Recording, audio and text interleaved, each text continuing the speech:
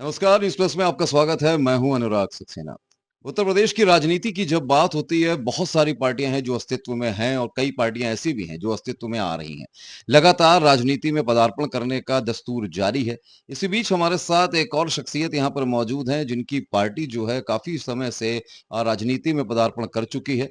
मैं बात कर रहा हूं राष्ट्रीय जनमत पार्टी की और हमारे साथ मौजूद हैं राष्ट्रीय अध्यक्ष सुशील रत्नाकर जी हमारे साथ मौजूद हैं। सुशील जी, बहुत बहुत स्वागत है आपका न्यूज़ प्लस में। बहुत बहुत धन्यवाद। सुशील जी, बात की जाए उत्तर प्रदेश की राजनीति की, तो उत्तर प्रदेश की जो राजनीति है, वो एक तरह से रास्ता कहा जाता है दिल्ली की राजनीति का और बहुत सारी ऐसी पार्टियां हैं, बहुत सारे ऐसे दल हैं जो अस्तित्व में लगातार आ रहे हैं। ऐसे में राष्ट्रीय जनमत पार्टी जो है, ये अस्तित्व में कब आई और किस तरह से पदार्पण हुआ? देखिए, राष्ट्रीय जनमत पार्टी 2008 में इसकी स्थापना हुई थी, 25 दिसंबर 2008 को। और हम लोगों ने जो चुनाव जो पार्टी के पहले राष्ट्रीय अध्यक्ष, हमारे 2 राष्ट्रीय अध्यक्ष और रहे हमारे, जिसमें रामनाथ प्रियदर्शी जी रहे। और उन लोगों ने जो 17 का विधानसभा चुनाव लड़ा, अपने नेतृत्व में लड़ा, गठबंधन से लड़ा। और उसके बाद 19 का जो विधान लोकसभा रहा, लोकसभा में आपके कानपुर सीट से भी लड़े थे और आपके फूलपुर सीट से लड़े, से प्रतापगढ़ लोकसभा से चुनाव लड़े। ऐसी बहुत सारी सीटें थी जिसमें कुछ गठबंधन करके हम लोग चुनाव लड़ा, मैदान में उतरे थे। और ये जो 22 में जो 24 का लोकसभा रहा, इसमें हम लोग नहीं लड़ पाए, इसलिए कि जो राष्ट्रीय अध्यक्ष जी का निधन हो गया था 21 अक्टूबर 2021 में। और उसमें कोई कार्यभार पार्टी का संभालने लायक कोई था नहीं और पार्टी संगठन थोड़ा उनके शोकाकुल में हम व्यस्तता रही हम लोगों की। फिर बाद में हम लोगों ने जो चुनाव लड़ना चालू किया, 22 का बाद उपचुनाव जब आपके उत्तर प्रदेश में हुआ, तो मझवा एक सीट था जहाँ पे हम लोगों ने अपने प्रत्याशी प्रकाश चंद्र मौर्य को मैदान में उतारा था और अच्छा चुनाव लड़ा वहाँ हम लोगों ने। कारण था देखिए, ये जो उपचुनाव होता है सत्ता पक्ष का चुनाव होता है, लेकिन जो हम लोगों ने चुनाव लड़ा, अपनी हिस्सेदारी करके चुनाव लड़ा। अब आगे आने वाले समय में जो भी चुनाव होंगे उत्तर प्रदेश में, चाहे एमएलसी का चुनाव हो, चाहे स्नातक एमएलसी का होगा और पंचायत का चुनाव हो, इसमें अच्छे हिस्सेदारी लेके चुनाव लड़ेंगे और 27 में भी अच्छा चुनाव का परफॉर्मेंस करेंगे हम लोग पार्टी। सुशील जी, जब बात की जाती है उत्तर प्रदेश की बहुत सारी पार्टियां अस्तित्व में हैं पहले से ही और बड़ी पार्टियां हैं। भारतीय जनता पार्टी की बात करें, समाजवादी पार्टी कर दें, मायावती भी इस बीच में है यहाँ पर और बाकी कांग्रेस भी अपने अपने अस्तित्व को ढूंढ रही है। ऐसे में एक नई पार्टी के रूप में अपने आप को स्टैब्लिश करना कितना बड़ा एक आप मानते हैं, कितना बड़ा एक देखा जाए तो एक टारगेट है? देखिए, हमारे पिताजी जो रहे कल्लू राम रत्नाकर, जो कि रावसगंज से विधायक रहे। हम लोग राजनीतिक परिवार से हैं, हमारी माताजी ब्लॉक प्रमुख रहे, हमारे बड़े भाई ब्लॉक प्रमुख रहे। हम लोग बहुत सारी पार्टियां में रह के काम भी करने का अनुभव है हम लोगों का। देखिए, हम लोग पासी समाज, दलित समाज से आते हैं। आपको मालूम होना चाहिए, आप मीडिया के माध्यम से आप जानते ही होंगे कि पूरे उत्तर प्रदेश में दलित में यदि दूसरा स्थान है तो पासी का है। चमार के बाद पासी की संख्या आती है। लगभग हम लोग 65 लाख, जो कि 2011 की जनगणना के हिसाब से 65 लाख के लगभग 2011 में बताया गया था हमारी संख्या। तो आज संख्या यदि 25 में देखा जाए तो लगभग करोड़ के लगभग है। और हमने आपके इंटरनेट इंटरनेट के माध्यम से आप देखेंगे, पासी बाहुलता जो है लगभग 35 जिलों में बाहुलता है, जो निर्णायक है। लगभग 35 जिलों में इनकी महत्वपूर्ण भूमिका है, यदि हराने और जिताने में लग सकते हैं।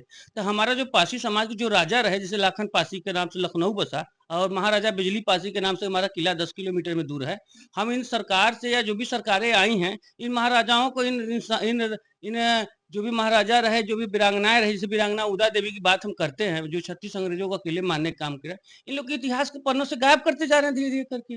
जो कि अंग्रेजों को मारा तो देश की स्वतंत्रता के लिए मारा था और मुगलों से लड़ा, यदि मुगलों से लड़ा महाराजा बिजली पासी ने या हमारे लाखन पासी ने, जो मुगलों से लड़ाई लड़ा वो देश के लिए लड़ा। तो देश के लिए जो जो देश के लिए स्वतंत्रता के लड़े, उनको इतिहास से क्यों दबाया जा रहा है? इनके नाम से भी रेलवे स्टेशन होना चाहिए, इनके नाम से भी बनने चाहिए। इनको भी इतिहास से, नए नौजवान जो लड़के आए, ननिहाल आए, इसको भी इतिहास के पन्नों में रखना चाहिए, लेकिन ये लोग इतिहास को दबाना चाहते हैं। अब आज मैं आपको बता दूं, पूरे योगी सरकार में एक भी पासी समाज के कैबिनेट मंत्री नहीं है। आप पता कर लीजिए, कोई नहीं कैबिनेट मंत्री है। लेकिन वोट हमारा लोग का लगभग 35 जिलों में है। 35 जिलों का मतलब आप समझिए, 5-5 विधानसभा है, तो लगभग 100 विधानसभा ऐसी है जो अपने बूते हम लोग जीत सकते हैं और निर्णायक हो सकता है, जहां 5,000 10,000 वोट से हम लोग जिता हरा सकते हैं। तो लगभग 65 लाख की संख्या मामूली संख्या नहीं है 2011 जनगणना के हिसाब से। तो पासी समाज की जो उत्थान की बात होती है, जो जिस महाराजाओं के उत्थान की बात होती है, अब ऐसे ऐसे राजा जो दलित समाज से रहे या अल्पसंख्यक से रहे, जो भी जिनको कोई सम्मान नहीं दे रहे हैं, तो उनको सम्मान देने की काम करेगा पार्टी। पार्टी में बहुत सारे लोग हैं, ऐसा नहीं कि हम एक जात की बात करते हैं। हमारे साथ चमार भाई भी हैं, वो भी दलित समाज के हैं। ऐसे बहुत सारे दलित समाज के लोग हैं, हम लोग साथ मिलके चुनाव लड़ेंगे और अच्छी अच्छी खासी संख्या हमारी लोगों की है जिसका निर्णायक होंगे हम लोग। लेकिन सुशील जी, आप जातिगत जनगणना और जातिगत एक समीकरण की बात कर रहे हैं चुनावों को देखते हुए, एक राजनीति को देखते हुए। भारतीय जनता पार्टी भी इसी तरह की राजनीति कर रही है। तो आप केशव प्रसाद मौर्य को देख लीजिए या संजय निषाद पार्टी को देख लीजिए, राजभर को देख लीजिए। बहुत सारे ऐसे दलित समाज के चेहरे हैं जो ऑलरेडी उनके साथ जुड़े हैं। इसी तरह समाजवादी पार्टी पीडीए का नारा लेकर चल रही है, जो अल्पसंख्यकों के साथ-साथ सभी के सभी दलों को जोड़ने की बात कर रही है। ऐसे में मायावती भी एक तरफ अपने आप को उजागर कर रही हैं, चंद्रशेखर आज़ाद पहले से ही वहाँ पर हैं। ऐसे में आपकी पार्टी का जो मोटिव है, मेन मोटिव क्या है और पार्टी किस तरह से चुनाव में उतरेगी? क्योंकि जब सभी दल जातिगत जनगणना और समीकरणों को साध रहे हैं। देखिए, जातिगत जनगणना एक बेस वोट के लिए होता है, पार्टी का एक अधिकार होता है कि पार्टी के साथ ये लोग हैं। भाई सर्व समाज की बात करें यदि अखिलेश बात करते तो अखिलेश भी जात-पात की बात कर रहे हैं। उनका भी एक जात का बेस वोट है। यदि मायावती की बात करते हैं तो मायावती का भी एक बेस वोट है। तो हमें राष्ट्रीय जनता पार्टी का भी एक बेस वोट है। हम अपने बेस की वोट की बात कर रहे हैं कि ये बेस वोट हमारे साथ रहेगा क्योंकि हमारे साथ क्या, हम किसी अपने अपने पूर्वजों को महाराजा बिजली पासी या लाखन पासी का, जैसे अभी गवर्नमेंट ने इसी गवर्नमेंट ने लखनऊ का नाम बदलने का भी आपने देखा होगा, चल रहा था टीवी में, जो कि बहुत सारे पासी समाज के संगठन ने चिल्लाना चालू किया, नहीं तो लखनऊ का नाम सारा लक्ष्मणपुर रख देते। तो आज हम लोग को जरूरत है राजनीति में आने की, कम से कम अपने लोगों को संरक्षित कर सकें। अब संरक्षित अपने हक अधिकार तभी मिलेगा जब हम संरक्षित हो पाएंगे। अब जब हम संरक्षित एक एकत्र नहीं होंगे, जैसे कब बोला था मान्यवर काशी राम ने बोला हमें एक होने की जरूरत है। जब हम एक नहीं होंगे तो हमको बिखर बिखर के हमको काटने का काम किया जाएगा। जैसे हमारे माननीय मुख्यमंत्री जी ने कहा कि बटोगे तो कटोगे, तो हम लोग बटे हुए हैं तो कट रहे हैं। तो हम भी चाहते हैं कि राष्ट्रीय जनता पार्टी के माध्यम से जो भी दलित समाज के पासी समाज उनके साथ रहेगा, लेकिन वोट गिनाने के लिए भी रहे ना।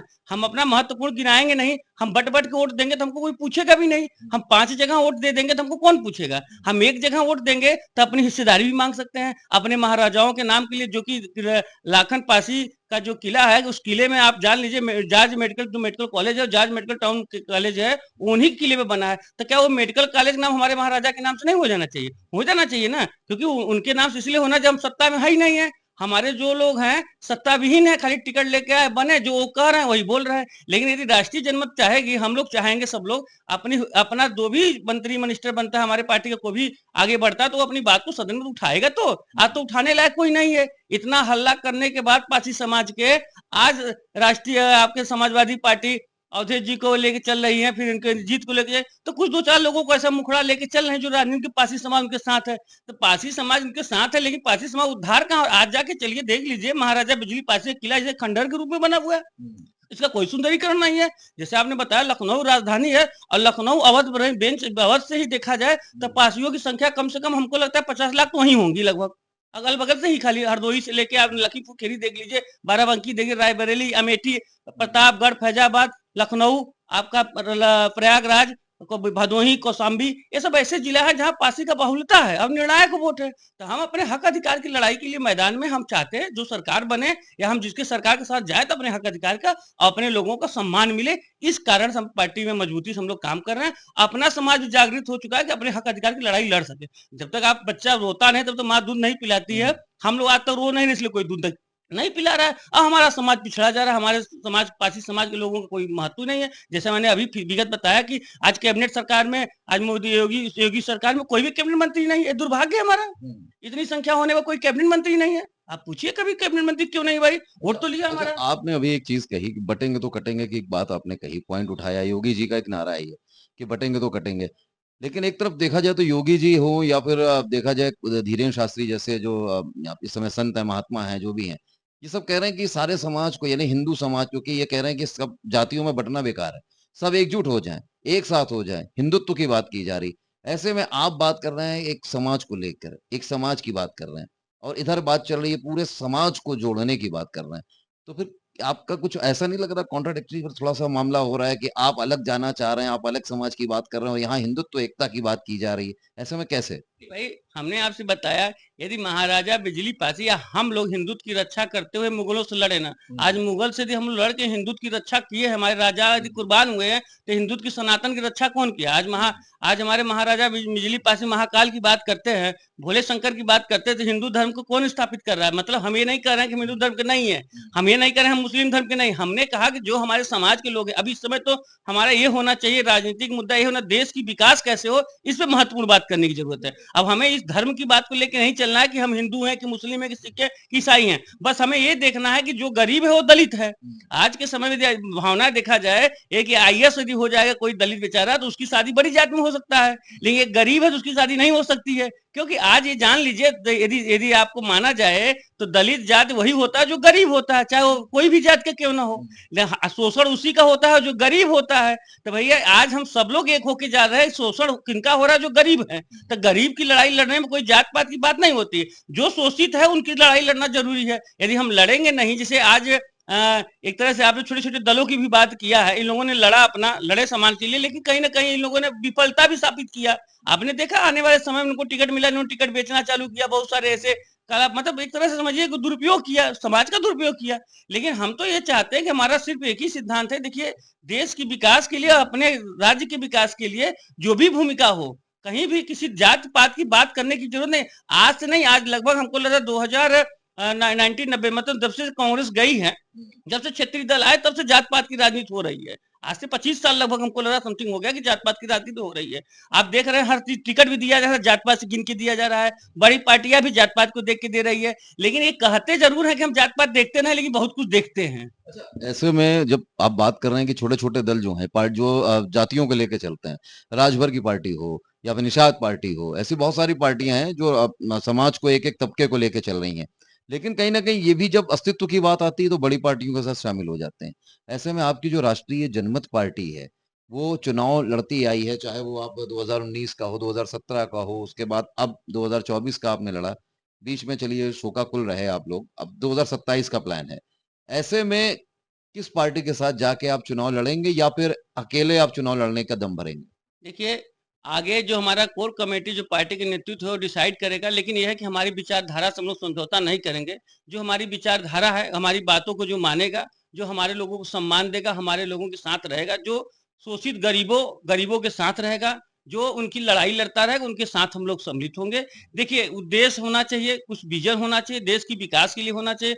मेन मुद्दा हमको हमारे पार्टी का है कि देश का विकास कैसे हो। अब विकास तभी होता है जब आदमी के, हर नौजवान के हाथ में रोजी रोजगार होगा, किसान हमारा खुशहाल होगा। जब हमारा किसान खुशहाल नहीं होगा तो हमारा देश का विकास नहीं हो सकता। सबसे तबके की बात किया जाए तो किसान और युवा ही होते हैं देश को निर्माण करने वाले। तो ऐसे में तो अगर आप बात करें सुशील जी तो देखिए अगर बीजेपी की सरकार की बात की जाए, बीजेपी तो कह रही है हमने रोजगार दिया है, किसानों के लिए भी बहुत कुछ कर रहे हैं। अभी उन्होंने गन्ना के मूल्य में उन्होंने समर्थन मूल्य बढ़ा दिया है, 150 रुपए कर दिया है। ऐसे में कई विपक्षी दल हैं जो ये कह रहे हैं कि ये सब खोखले वादे हैं। आपका नजरिया क्या है? देखिए, मैं इस पे ज़्यादा कुछ नहीं कहूँगा, लेकिन इतना मैं कहूँगा कि मायावती जी की सरकार थी, उसमें अम्बेडकर आवास बना, काशीराम आवास बना हुआ, उस आवास की स्थिति आप जाके देख लीजिए, जर्जर स्थिति में है। किसानी की स्थिति, किसान की स्थिति ये है कि जो फर्टिलाइज़र की उसकी व्यवस्था, इन लोगों को डाई और डीएपी, यूरिया नहीं मिल पा रही है। और क्या है कारण है खेती करने में इतना ज़्यादा, आज ये अभी हम सरसों बेचने जाते हैं, अभी सरसों की खेती हो रही, कटी है सरसों, आप जान लीजिए कि 50, 55, 60 रुपए किसान खेती करके सरसों बेचता है, और वही बीज डालता है तो 1000 रुपए किलो बेचता है। मतलब एक किलो खरीदने में 1000 रुपया लगा रहा है। जो बिचौलिया का जो ट्रेडिंग सिस्टम है, उससे किसान मारा जा रहा है। तो सरकार कह रही है हम काम कर रहे हैं धरातल पे, लेकिन धरातल पे कर जरूर रहे हैं, लेकिन कोई उसको प्रभाव नहीं बन रहा है। ये एक तरह समझिए प्रशासन पे डिपेंड हो गई है सरकार। जो प्रशासन रिपोर्ट बना दिया कि नहीं ये अच्छा है, उसी को पढ़ के बोल दिया कि अच्छा है। तो अच्छा का मतलब ये नहीं होता, ये धरातल पे जाके देखिए किसान कितने समृद्ध बने हैं, या जो मोदी जी ने वादा किया था कि हम आय दुगना कर देंगे, दुगना कर देंगे, वो रिजल्ट आज कितना दिन बीत गया, 24 से 23 हो गया, मतलब 14 के बाद से उन्होंने जो आय किया, आज दोगुना आय नहीं हुआ, आय हमको लगता कम ही हुआ है किसान का। और हर व्यक्ति आप जान लीजिए, आज के समय में 100 आदमी में से सिर्फ सिर्फ 10%, 15% लोग खेती करना उचित समझते हैं, और लेबर ही कर लेंगे, मतलब मजदूरी कर लेंगे, रोज को शाम को 500 रुपया कमा लेंगे, खेती करना उचित नहीं समझते हैं। अच्छा, अगर ऐसा सिचुएशन है जिस तरह से आप कह रहे हैं कि जो वादे जो इरादे दिखाए जा रहे हैं, उनको धरातल पे कुछ और है। तो ऐसे में आप किसके साथ जाके चुनाव लड़ेंगे? अकेले दम पे? मेरा सवाल वही है अभी भी। अकेले दम पे आपकी राष्ट्रीय जनमत पार्टी चुनाव लड़ेगी सारी सीटों पे, या किस दल के साथ आप जाकर चुनाव में उतरेंगे? देखिए, मैंने बताया कि कोर कमेटी जो डिसाइड करेगा और जो हमारी बातों को सहमति होगी, ठीक है ना? हम लोग जो बातें रखेंगे कि इनका इनका वो होना चाहिए कि इस तरह से हमारा जो काम है पार्टी का, जो पार्टी काम करना चाहती है, जो विचारधारा है, जिससे हमारे देश का विकास हो सके, वो महत्वपूर्ण है और हम सुधार चाहते हैं। हम सरकार की किसी सरकार का विरोध नहीं कर रहे हैं, हमको सरकार से विरोध नहीं है, न किसी सरकार का विरोध कर रहा हूँ। मैं ये कह रहा हूँ कि वो प्रशासन से डिपेंड होकर काम कर रहे हैं, इसलिए इनको दिक्कत हो रही है। यदि सरकार जो होती है सही से चिंतन करे, मंथन करे, सरकार सब अच्छी होती है। और सरकार का विजन हमेशा, कोई भी सरकार बनती, चाहे मेरी सरकार बने, चाहे विगत किसी की भी सरकार बनी होगी, वो भी सरकार अच्छे विजन में आती है, लेकिन कहीं ना कहीं गलतफहमी में रह जाते हैं कि वो सोचते हैं बस सब कुछ ठीक है। उनको जो सूचना दी जाती है वो सब कुछ सूचना सत्य दी जाती है, जो असत्य होता है। मतलब प्रशासन पे नजर रखने की जरूरत आप ये मानते हैं। अच्छा ठीक है, एक सवाल मैं आपसे पूछूंगा कि जब जाति जनगणना की बात लगातार उठ रही है, राहुल गांधी जैसे लोग जाति जनगणना की बात उठा रहे हैं, बिहार में भी ये चीजें उठ रही हैं, ऐसे में आप क्या सोचते हैं, आपकी पार्टी क्या सोचती देखिए, ये बहुत महत्वपूर्ण बात है। देखिए, बहुत अच्छा आपने पूछा भी। ये जाति जनगणना होना बहुत अति आवश्यक है। जैसे कि हम 2011 की जनगणना, हमने आपको बताया कि 65 लाख हमारी संख्या बताया तो जनगणना की तरह जातिगत जनगणना नहीं, ये तो खाली डेटा अधिकारियों के द्वारा लिया गया है। हो सकता है उसी समय हमारा 1 करोड़ जनसंख्या हो, तो इससे ये मालूम हो जाएगा कितना स्थिति। देखिए क्या होता है ना, जात जनगणना का मेन उद्देश्य होता है कि हमारा देश में कितने लोग की आय कितनी है, कितनी स्थिति के खराब है, किस जात की स्थिति का। आरक्षण का मतलब यही होता है कि आरक्षण एक महत्वपूर्ण भूमिका ये निभाता है कि जो लोग पिछड़ गए उसको अगड़ा दिया जाए, जो लोग पिछड़ गए उनको भी समृद्ध बना दिया जाएगा। देश समृद्ध तभी बनेगा जब अगड़ा पिछड़ा सभी लोग समृद्ध होंगे। जब प्रत्येक व्यक्ति की आय बढ़ेगी तब जाके आदमी सुदृढ़ माना जाता है, और जब आदमी सुदृढ़ होता है तो देश सुदृढ़ होता है।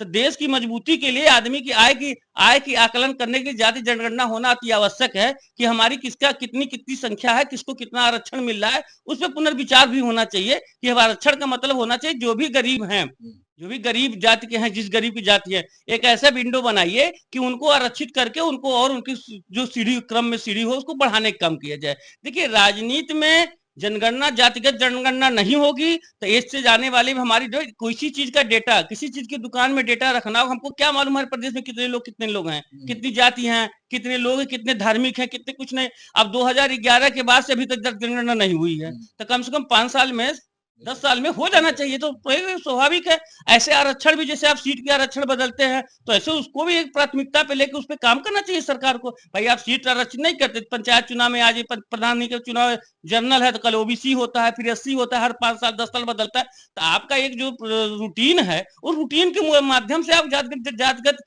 जनगणना कराना चाहिए। अपनी जनसंख्या नहीं कराएंगे, जनसंख्या का जो पॉपुलेशन बढ़ रहा है उस जनसंख्या का यूज कैसे करेंगे आप? आज जैसे एक तरह से कहा जाए, जातिगत जनगणना कराने से हमारी पॉपुलेशन एक तरह से रफ टफ में चल रहा है। हम लोग बोलते, कोई बोलते 1 करोड़ 50 लाख करोड़ है, कोई 2 करोड़ बोलते, मतलब इस तरह से जनसंख्या की सही सटीक आंकड़ा कहीं भी इंटरनेट में नहीं उपलब्ध है। उपलब्धता तभी होगी जब जातिगत जनगणना या जनगणना भारत सरकार कराएगी। तो चलिए, हम उम्मीद करेंगे कि कम से कम आप समाज को लेके जब चलने की बात कर रहे हैं, पासी समाज को आगे बढ़ाने की बात कर रहे हैं, ऐसे में सरकारों के साथ मिलकर काम करने की कवायद जारी है। लेकिन 2027 का जो चुनाव है, हम उम्मीद करेंगे कि आप जिस पार्टी के साथ भी चुनाव मैदान में उतरे, तो कम से कम समाज को लेके, देश को लेकर उसके बारे में विचार करते हुए उतरे, क्योंकि लोग पहले बात तो करते हैं समाज को लेके, चाहे वो मायावती हो, चाहे वो आपके चंद्रशेखर आजाद हो। बहुत सारे ऐसे लोग हैं जो पार्टी का बेस जो है, उनका फंडामेंटल जो है वो यही है कि हम इस जाति को लेकर चलेंगे। लेकिन धीरे धीरे जिस तरह से स्थिति अब बीएसपी की हो गई है और चंद्रशेखर आजाद धीरे धीरे उठ रहे हैं, ऐसे में उम्मीद हम करेंगे कि आप जो हैं वो जाति को तो लेकर चलें, लेकिन साथ में देश के बारे में भी सोचें। देखिए, मैंने 2-3 बार जब भी बोला, मैंने देश के विकास की बात ही करा, और मुझे इसमें संदेह नहीं। मैंने भी इंजीनियरिंग किया है लखनऊ आईटी से, और हम चाहते हैं देश की तरक्की में हमारी तरक्की है। और जो सेना पे गोली खा जाते हैं सैनिक हमारे, वो देश के लिए मर जाते हैं, मर मिटते हैं। तो हमारे नेता को भी ये सोचना चाहिए, हम लोगों को भी, जो हमारे लोग की जिम्मेदारी बनती है कि देश को विकसित बनाया जाए, देश का विकास कैसे हो, इस पे सत्यता से काम करने की जरूरत है। और इस पे जान लीजिए, जब तक राजनीति में युवा पढ़े लिखे लोग नहीं आएंगे तो परिवर्तन नहीं आ सकता है। टाइम बाउंडेशन है, उम्र होना चाहिए, लिमिटेशन होना चाहिए, जैसे सब जगह होता है। जिस तरह से जैसे नौकरी मिलती है, इसी तरीके राजनीति में भी लोगों को परिवर्तन लाना चाहिए, रिटायरमेंट होना चाहिए। यदि ऐसा लाएंगे तो हमारा भी समय आएगा, हम भी एक्सपायर होंगे, नए बच्चे आएंगे, नए लोग आएंगे, नए लोग हैं, तब राज्य में परिवर्तन लाना नहीं चाहते हैं कुछ लोग। तो परिवर्तन लाने की जरूरत है और नौजवान लोगों को जुड़ने की जरूरत है, पढ़े लिखे लोगों की जरूरत है। आज ऐसे ऐसे विधानसभा, ऐसे ऐसे लोकसभा निरक्षर लोग विधायक और सांसद बन जाए, उनसे क्या उम्मीद करते हैं आप क्या विकास करेंगे? भाई वो तो टिकट खरीद के लाए, टिकट लेके जीत गए, तो उनको तो एबीसीडी नहीं जानकारी है विकास होता क्या है। तो वो अपने निधि को बेचना, इसी तरह धन अगुवाई करने में, मतलब वो देश के विकास के लिए क्या भूमिका निभा सकते हैं? देश की विकास की भूमिका वही निभा सकता है जो साक्षर होगा, शिक्षित होगा, वही अच्छा काम कर सकता है। चलिए बहुत-बहुत धन्यवाद हमसे वार्ता करने के लिए और न्यूज़ प्लस के साथ जुड़ने के लिए और हम उम्मीद करेंगे कि आपकी पार्टी और आपके जो विचार हैं वो लोगों तक पहुँचे। बहुत-बहुत शुभकामनाएँ आपको। तो आपने सुना हमारे साथ राष्ट्रीय जनमत पार्टी के राष्ट्रीय अध्यक्ष सुशील रत्नाकर जी थे और उनकी जो पार्टी है वो 2017 और 19 से भी लगातार चुनाव मैदान में उतरी हुई है और एक ही इनका नारा है कि जो समाज है वो विकास करे। इनका जो पासी समाज को लेकर जो विचार है वो आगे बढ़े, साथ में देश का युवा किसान वर्ग को लेकर भी चिंतित है। साथ ही इन्होंने कहा है कि पूरे देश को विकास करना चाहिए, विकास सबसे बड़ा मुद्दा होना चाहिए। उसके साथ-साथ जाति जनगणना पर भी इन्होंने विचार अपने रखे। उम्मीद करेंगे कि इस तरह के विचार जो हैं वो देश को आगे ले जाएँ, समाज को आगे ले जाएँ, लेकिन एकजुटता और एकता के साथ। तो न्यूज़ प्लस में आज के लिए इतना ही, अगले अंक में फिर होगी किसी शख्सियत से मुलाकात, तब तक के लिए दीजिए इजाज़त, देखते रहिए न्यूज़ प्लस। नमस्कार।